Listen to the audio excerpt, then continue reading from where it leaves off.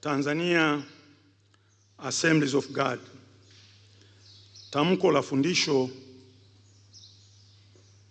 la Tanzania Assemblies of God, yani TAG, kuhusu uhalali wa ndoa za Kikristo na makusudi ya ndoa ya kimungu. Utangulizi.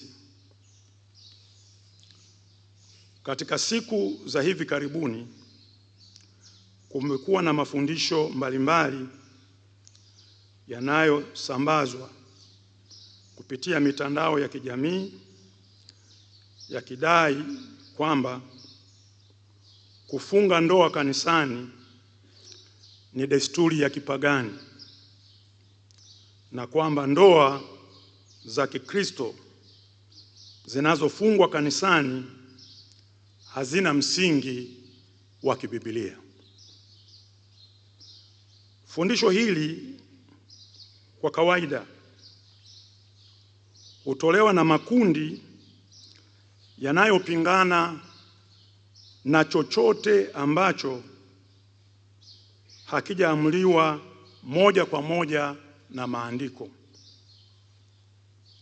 Kwa mfano,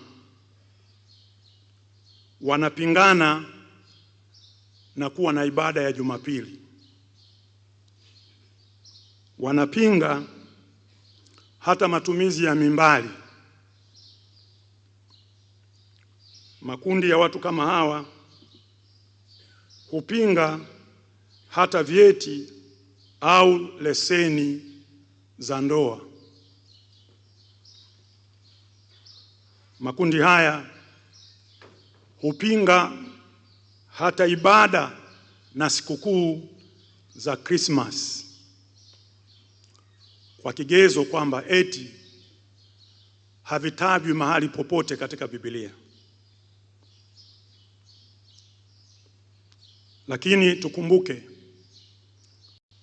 Wakorinto wa kwanza sura ya 14 na mstari wa 40, neno la Mungu linasema, lakini mambo yote na yatendeke kwa uzuri na utaratibu. Andiko hili inalipa kanisa mamlaka ya kupanga mambo yake bila kukinzana